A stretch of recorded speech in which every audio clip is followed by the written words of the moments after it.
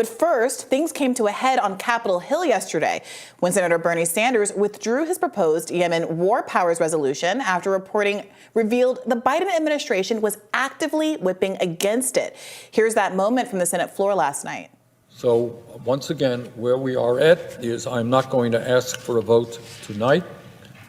I look forward to working with the administration who was opposed to this resolution and see if we can come up with something that is strong, that is effective. And if we do not, I will be back. And with that, Mr. President, I yield the floor. Sanders' resolution would have banned U.S. support of the Saudi-led offensive in Yemen. In a tweet last night, Sanders said he withdrew the legislation for further negotiations with the Biden administration. He went on to promise to reintroduce the bill if an agreement wasn't reached. Despite the Vermont senator's pledge to continue working toward a resolution, anti-war advocates hit out. Dave DeCamp wrote that Bernie Sanders caves into White House pressure. There will be no vote on the Yemen war powers resolution. What a coward. And then over on my side of things, the Libertarian Party tweeted shame on Bernie for caving to the White House by refusing to call for a vote on the Yemen resolution. Just as we've said before, we're proud to be America's only anti-war party.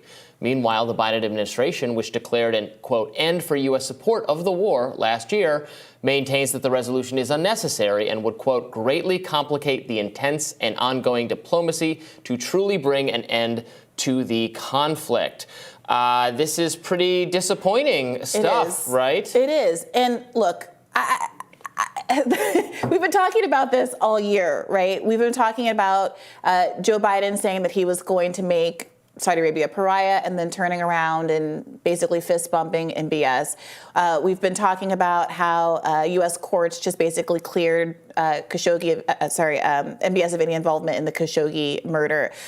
We've been talking about how it seems like American foreign policy is only righteous and based on these morals and principles and defending democracy, et cetera, if it also seems to align with America's global economic interests. And we see this with how various parts of the world are treated as compared to, let's say, what's going on in Ukraine.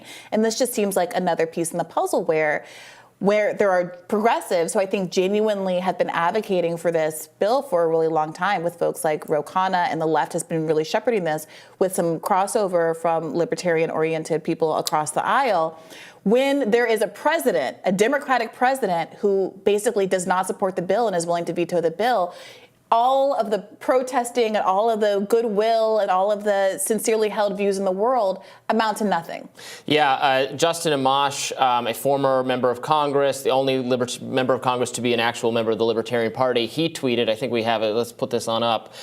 He tweeted that both R's and D's in government are addicted to war. They're playing a game. When Trump was president, everyone knew he wouldn't sign a Yemen joint resolution, so it passed Congress. Biden has yet to pretend he'd sign it, or Biden has to pretend he'd sign it, so he needs Congress to block it. So when it's just for optics, when it's just for show, then okay, oh yeah, all the Democrats will vote for it. Then when it's actually going to happen, Biden's like, no, please no. And this dance, sometimes it's described as a rotating villain. Sometimes it's described as these kind of fake force to vote moments. I think there are authentic force to vote moments, but we just saw this a little bit with the railroad workers, right? There was all of this back and forth over whether or not progressives had to vote for the bill to give the Senate a chance at voting for the 7-day sick leave amendment, when everyone knew it wasn't going to go through. And we knew because Biden was sitting at the top the whole time.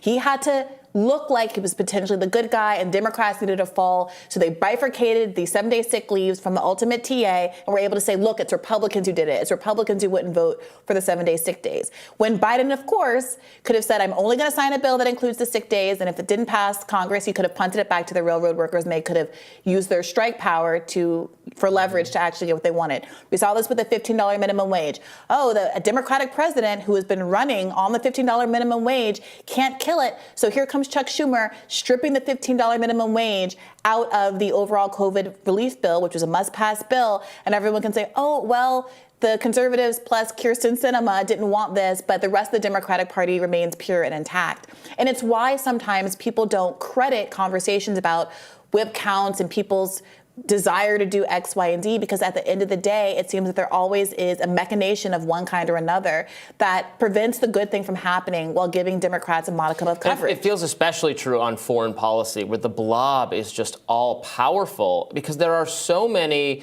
dissenters on the left. Obviously, I think it's unfortunate that Bernie caved here, but he was going to have this resolution to end support for the Yemen war. The Koch political network, Charles Koch, a bugaboo for so many progressive circles, his lobbying, the lobbying arm of the Koch wing of the Americans for Prosperity, they were whipping it on behalf of the bill. They were urging people to vote for it. They want an end to their very this is a kind of libertarian or quite isolationist conservative, or not, isolation is not the right word, but anti-interventionist contingent of the right joining with the anti-war left.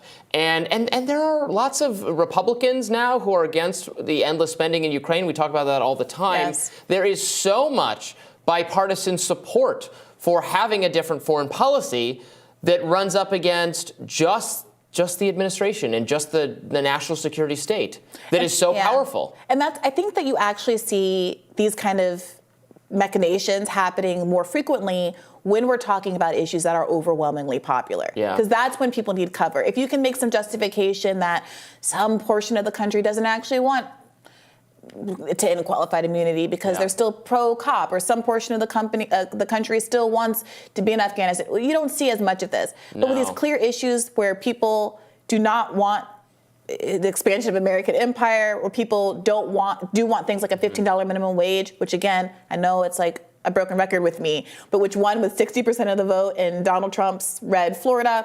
You have to start coming up with excuses, especially if you herald from the party that is supposed to be aligned with these kind of interests. I mean, and on foreign policy, is what the mass, where the public is always so far removed. I mean, except at like the very height of kind of Bush hawk fervor in like the 2002 to 2004 time period. Outside of that, you always had majority opposition to what's going on in Afghanistan, Syria, Libya, etc. The American people are very reasonable on foreign policy. They feel for what's happening to people in Ukraine and places like that. They want to know what kind of support we can offer. They want to offer moral support. They're against and humanitarian the tyrants support. And humanitarian support, but they have questions about what the strategy is, because the people in charge have no idea what they're doing and have gotten it wrong over and over again, and the American people are sick of it. There's no category of issues where if you just put it to the American people, you would do better than foreign policy. So every time they're thwarted. Yeah, well, it does look like, at least nowadays, people are increasingly hip to the game that's being played. So we'll continue to cover this and tell you what's on my radar coming up next.